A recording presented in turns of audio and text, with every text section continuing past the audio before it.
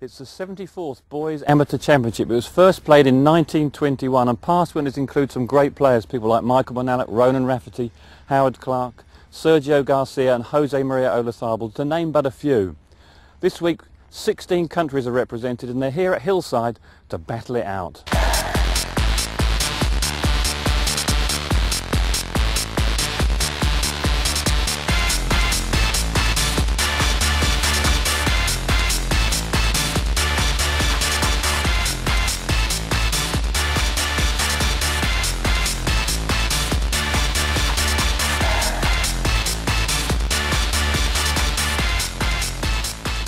Well, someone who knows the course about as well as anybody is my old mate Alan Hansen. It's a great track, this. People say that the back nine here is as good as anywhere in the world. The front nine is good, but you know, the golf course comes to life in the back nine. We've got the 10th hole at the back here. It's 147 yards, but it's a tremendous hole. Deep bunkers. I've seen grown men cry in that bunker there. I'll tell you what, you get in there in a medal and you can take 7 and 8s to get out. It's a very difficult hole. Tough closing stretch as well, especially for match play. Oh, obviously. 13 is a great hole. 13's 399 up the hill, elevated green, tricky green. 17 is a great hole. You've got to keep it in play. It's quite tight. If you hit it into the rough off the tee, then you're looking at 6. So Hillside is a great links course. Let's just see how the boys get on. Mike Skelton, last year's beaten finalist, was knocked out by the Finn Eric Stenman in the 5th round, and Stenman looked to have the beating of David Skins in the last 8. But Skins played a great back 9 and he won by 1 hole. It was a terrific match. Two Scottish boys internationals met in the second quarter final. David Ingles came out on top, beating Jay Taylor by 2 and 1. Another Scot, Paul Galt, was knocked out by Gregory Birdie, France's top junior golfer. He won by 4 and 3. And Spain's hopes were kept alive with Eduardo de la Riva, his 19th hole win over the Swiss golfer Bilbao Peru. And here's confirmation of the quarter-final results.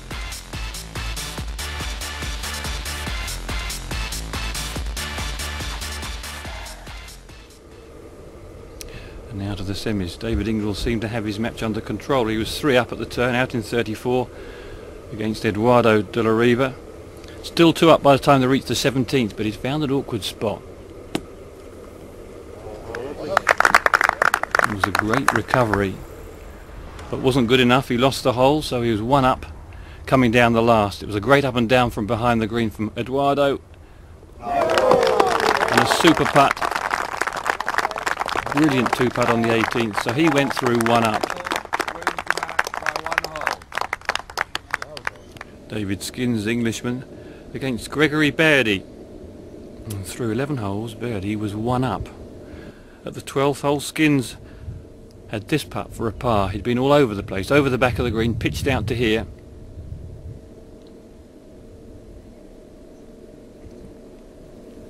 And what a beauty. As if it had eyes, and that was good enough for a half. And wins at the 13th, 15th, took him to a 1-up lead going into the closing 2 holes.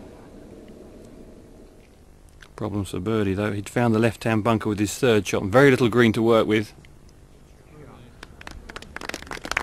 An outstanding recovery, just landing on a 6pence. But Skins had a putt to win, a putt to go through. And somehow it turned right across the face of the hole. Birdie's still in it, but he has to make this putt.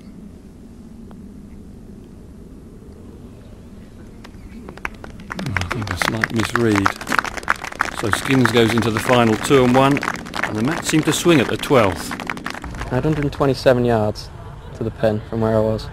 I hit a wedge and it just flew the green by about 20 yards. And I was in some long rough up here. Chopped out, went off the front of the green, and then I held about an 80-foot putt from there. And got me the half in the end. And that was the turning point, would you say? Yeah, it was. And your thoughts on tomorrow's final? I'm just going to go out and play my golf. I'm not going to worry about what the other guy's doing too much. And hopefully everything will work out for me if I keep playing the way I have been. David Ingles versus David Skins. Scotland versus England at the start of the week with 256 players. Now there's just 2 left. They've already played 7 rounds of golf, so they must be feeling a little tired. On the tee from Glencourse Golf Club, Scotland, David Ingalls.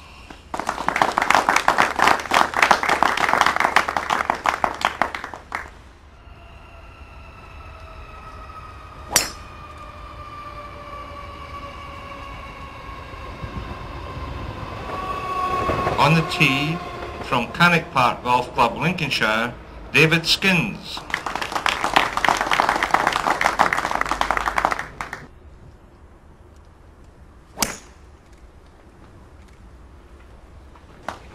It's a battle of the two Davids. It's England versus Scotland. There's 36 holes left to play. They're all square going up the first. It's going to be an interesting and long day's golf, and let's hope it doesn't rain too much.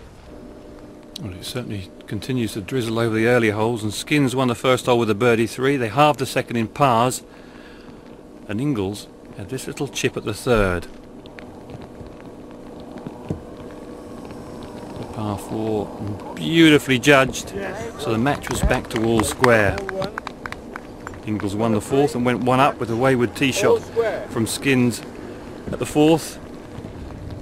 Thunder and lightning in the air. The R&A called the players off the golf course, and it really did chuck it down with rain for an hour or so. But an hour and 15 minutes later, the players were back on the golf course and the sun was shining. And Ingalls was to strike with this birdie putt at the 5th, right into the centre of the hole. Skins missed and Ingalls was 2 up. And at the 6th tee, the par 4, no bunkers from the tee shot. Skins hit this big hook. There's trees over there and there's a bit of heather, and there's also some thick tangly rough. Got to hack the ball back into the fairway, and eventually it drops a stroke and goes 3 down. They halve the 7th, and Skins more problems at number 8. Catches a flyer out of the rough and goes another one behind, so 4 down. Ingalls plays a great back 9 holes, and coming down the 18th he's 5 up. But a great tee shot from David Skins. Pinned back left at the 18th, playing down breeze. And he needs something to happen, and what a delightful iron shot. Pinpoint accurate just past the flag, leaving himself an uphill birdie chance.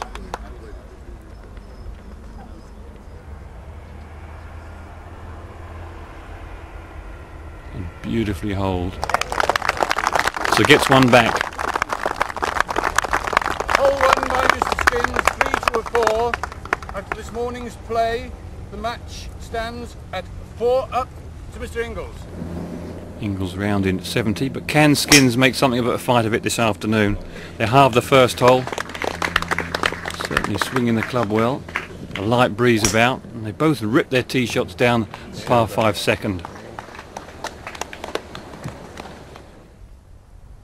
Now Skins with his third, little pitch, skids it up the green, and a lovely birdie, so he gets back to 3 down. A par birdie start for him. Then he wins the 4th and the 5th.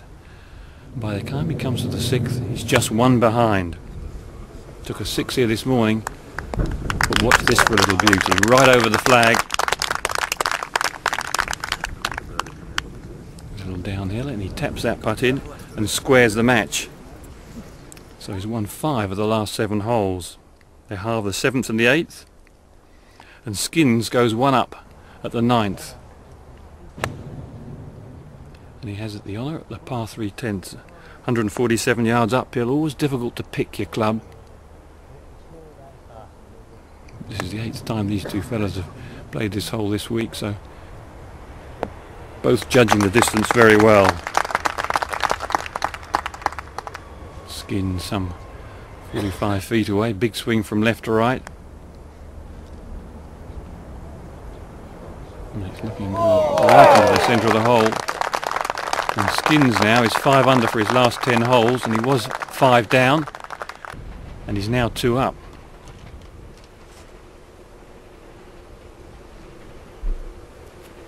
Ingles at the 11th, his third shot. It's a par 5. Really beautiful links golf course hillside, and perfectly judged, and he tapped that one in. So a real ding-dong battle. And they halve the 12th, 13th and 14th. The match is squared at the 15th when Skins dropped his first stroke since the morning play there.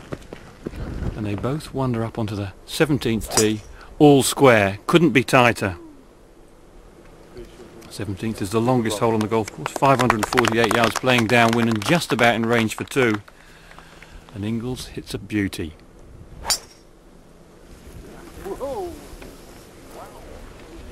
A few cries from Skins and a point from the marshal down the right hand side. There is a bunker down the left. Joan Ingles looks on. David's mum. Now Skins, can he get it back in play? Well, he's done pretty well. Got his A-level results this week. His dad wasn't sure whether to give them to him or not. Might spoil his game, but he's played some beautiful golf and a good recovery there. And the second of Ingles coming out the light rough, maybe able to chase the ball onto the green. Up the bank, now come on. Just shy of the par 5 in 2. Now Skins coming out the light rough, his third. Elevated green, breeze behind. And as you would have expected, not getting much grip on it. But he's found the putting surface in 3. Now Ingles, a little chip up the bank. It was his dad's birthday yesterday. And just digging its heels in a fraction. Coming up short. But leaves himself an uphill. Now Skins down the hill, left to right, tough putt to judge. And just not quite judging the pace, and he knows he's left himself a tricky putt. Now this to go one up. Never really got it rolling on line. It's given. But David Skins has got a little downhill left to righter. He's putted quite beautifully all day. Ingles wins the hole in 5. And misses it. So Ingles one up going down the last. It's a 440 yard par 4. Bunkers down the right hand side, so both players going with irons.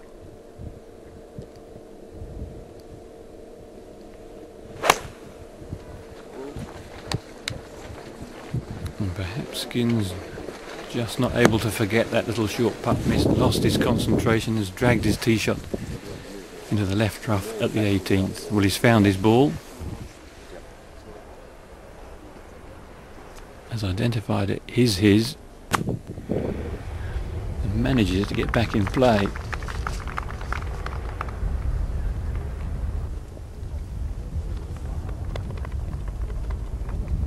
But it's still him to play. His third. Would love a chance to go to university on a scholarship in America.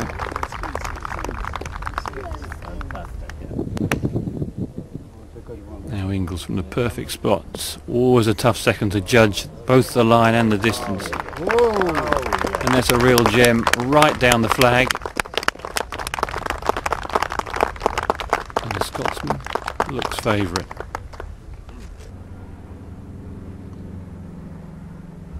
And they've been out on the golf course a long while. Sun is setting, and this for a 4. Beautifully holed. He's a brave young fella, doesn't get rattled. But he knows his opponent's got 2 from 7 feet.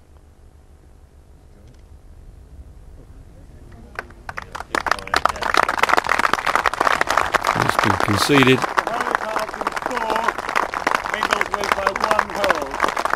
And both the Davids has given us a splendid match. Congratulations from Mum. Dad won't be far away. Birthday boy yesterday. A terrific performance. Having been 4 up to go 2 down, it's a big shock to you. And then coming down the back 9, I managed to get a good birdie at the par 5, and then David hit a couple of bad shots towards the end. But I was lucky, and it happened this time, but next time it might not. The champion boy golfer of the year, and the winner gold medal. David Ingles.